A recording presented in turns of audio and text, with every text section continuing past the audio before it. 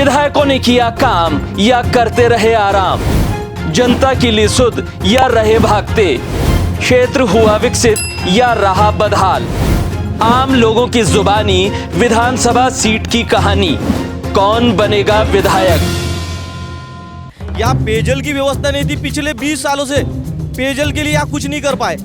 आदरणीय कमलनाथ जी ने पाइपलाइन के माध्यम से पानी पिलाया, उनको वहाँ प्रताड़ित किया, यानी राज्यसभा की टिकट नहीं दी, ना अध्यक्ष बनाया प्रदेश, इसलिए उन्होंने उनके ग्रुप ने बगावत की, इसलिए कांग्रेस अपने आप में ही गिरी, ना कि बीजेपी ने गिरा। सरकार चली गई, किसान वहीं का वहीं रह गया। एक दिन के विधायक को पेंशन मिलती है, लेकिन हम 30-40 साल सेवा करने के बाद हमको पेंशन की पात्रता नहीं है। ये हमारी महत्वपूर्ण मांग है। नमस्कार, मध्य प्रदेश के विधानसभा चुनाव पर प्रदेश तक के खास कार्यक्रम कौन बनेगा विधायक में आपका स्वागत है। मैं हूं इल्मान खान। आज कौन बनेगा विधायक में हम बात करने वाले हैं छिंदवाड़ा के पांडुरना की।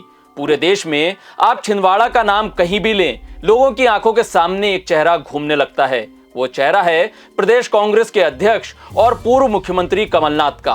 पूरे भारत में छिंदवाड़ा और कमलनाथ एक तरह से कहा जाए तो एक दूसरे के पूरक हैं। पिछले 5 दशकों से छिंदवाड़ा की सियासत में कमलनाथ का एक छत्र राज है। कमलनाथ का छिंदवाड़ा मॉडल सियासी जमातों के नेताओं के बीच चर्चा का विषय है।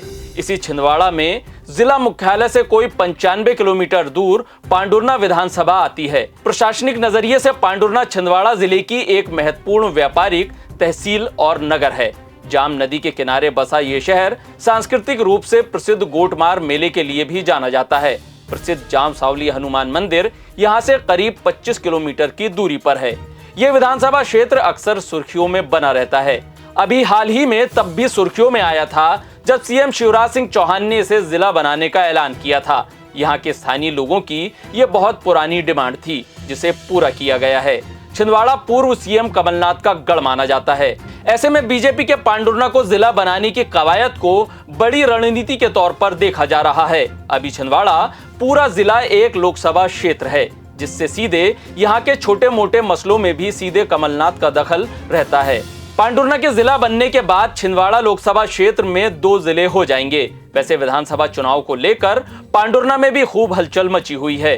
इस सुरक्षित सीट पर यहां से मौजूदा वक्त में कांग्रेस के नीलेश पुसाराम उइके विधायक हैं। पुसाराम इससे पहले जनपद पंचायत के उपाध्यक्ष भी रहे हैं। इस आदिवासी युवा चेहरे को कमलनाथ का करीबी माना जाता है। कांग्रेस समर्थकों का कहना है कि यहाँ की बहुत पुरानी पेयजल समस्या को कमलनाथ ने ही दूर किया है। नहीं तो यहाँ पर लोगों को टैंकर से पानी मिलता था, वो भी पैसे खर्च करने के बाद। मुद्दे का ध्यान आकर्षित कराता हूँ। यहाँ की स्वास्थ्य की व्यवस्था लाचार है। यहाँ का युवा शिक्षा से बहुत वंचित है। मध्य प्रदेश में जो शासन है, हम मेक इन इंडिया का जो वादा किया था, हमारा ये कहना है कि यहाँ स्वास्थ्य की व्यवस्था दुरुस्त कर दी जाए। यहाँ पेयजल की व्यवस्था नहीं थी, पिछले 20 सालों से पेयजल के लिए यहाँ कुछ नहीं कर पाए। आदरणीय कमलनाथ जी ने पाइपलाइन के माध्यम से पानी पिलाया। कांग्रेस समर्थक ये भी दावा करते हैं कि पांडुरना में शिक्षा को लेकर बहुत काम किया गया है। ये लोग ये भी दावा करते हैं कि जितने केंद्रीय स्कूल पांडुरना समेत छिंदवाड़ा में हैं, उतने तो किसी और जिले में हैं भी नहीं। पूरे देश में एक जिले में जितने केंद्रीय स्कूल है, उससे ज़्यादा यहाँ स्कूल है। केंद्रीय स्कूल पूरे जिले में 11 केंद्रीय स्कूल है, और पांडुरना में केंद्रीय विद्यालय जो दिया है, ये माननीय कमलनाथ जी की देन है। यहाँ कांग्रेस समर्थकों में इस बात को लेकर भी नाराजगी है कि पहली बार कोई छिंदवाड़ा से मध्य प्रदेश का मुख्यमंत्री बना था, लेकिन उसकी सरकार को भी जोड़ तोड़कर गिरा दिया गया। देश की जनता जानती है, देश की जनता जानती है कि मध्य प्रदेश की जनता ने यहाँ पर कांग्रेस को बहुमत दिलाया था। कांग्रेस लोगों के वोटों से चुनकर आई थी, लेकिन दुनिया जानती है, प्रदेश जानता है, देश जानता है कि यहाँ के बीजेपी ने कांग्रेस के विधायकों को 40-40 करोड़ रुपए देके खरीदा और चुनी हुई सरकार को गिराया। इन्होंने ये प्रजातंत्र का गला घोटने का काम करते हैं। जब कमलनाथ सरकार गिरने की बात सामने आती है तो बीजेपी समर्थक इसे कांग्रेस की अंदरूनी कला करार देते हैं। बीजेपी समर्थकों का कहना है कि कमलनाथ सरकार कांग्रेस को एक नहीं रख पाने की वजह से गई है। कांग्रेस का अंतर कलह के वजह से ही कांग्रेस की सत्ता गई है, क्योंकि दिग्विजय अपने ज्योतिरादित्य सिंधिया जी ने उनको वहाँ प्रताड़ित किया, यानी राज्यसभा की टिकट नहीं दी, ना अध्यक्ष बनाया प्रदेश, इसलिए उन्होंने उनके ग्रुप ने बगावत की, इसलिए कांग्रेस अपने आप में ही गिरी, ना कि बीजेपी ने गिराई। कांग्रेस समर्थकों का यह भी आरोप है कि बीजेपी के इतने लंबे शासन के दौरान रोजगार को लेकर कुछ नहीं किया गया। वहीं कमलनाथ ने अपने छोटे से मुख्यमंत्री के कार्यकाल में रोजगार को लेकर कई बड़े कदम उठाए। रोजगार की तरफ न ख्याल करते हुए बेरोजगार बढ़ा दी। जब कमलनाथ जी की सरकार थी 88% थी, आज बीजेपी की सरकार है 100% बेरोजगार है। बताइए कौन सत्य कौन सा असत्य है। कांग्रेस के तमाम दावों को बीजेपी समर्थक खारिज कर देते हैं, जिसे कांग्रेस समर्थक अपनी बड़ी ताकत बताते हैं। बीजेपी समर्थकों का कहना है कि कांग्रेस में सब कुछ एक परिवार के रहमो करम पर होता है। देश के लिए राजतंत्र खत्म हो गया है, लेकिन एक परिवार और एक ही परिवार के सदस्य को यहाँ पर विधायक बनाया जा रहा है। यहाँ पर लोकसभा की सीट एक ही परिवार में है। बीजेपी को पांडुरना से उम्मीदें तो बहुत हैं, लेकिन यहां गुटबाजी इतनी ज्यादा है कि बीजेपी के उम्मीदवार घोषित किए गए प्रकाश उइके का जमकर विरोध हो रहा है।